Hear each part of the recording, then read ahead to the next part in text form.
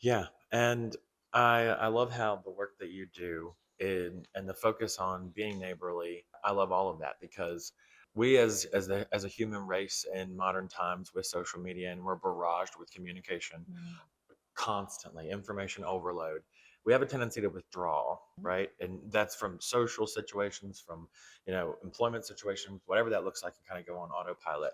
And I know my generation in particular, I think they struggle to connect with other people and to Mm-hmm. be neighborly. I was lucky enough to spend a lot of time with my grandparents and even my great Mm. grandparents.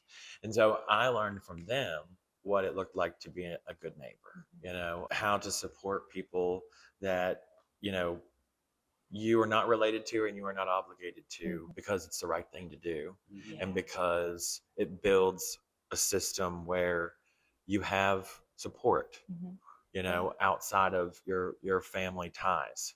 And so I love, and you don't hear neighborhood or neighborly a lot. You hear community, Mm-hmm. and Yeah. community is important, but I don't think we can have Uh, community without Without being neighbors. neighborly. Yeah. Yeah. And there was something that I said this in the last episode because it was relevant, and I'll say it in this one. Not quite the same verbiage, but there's been a quote floating around for the last few weeks.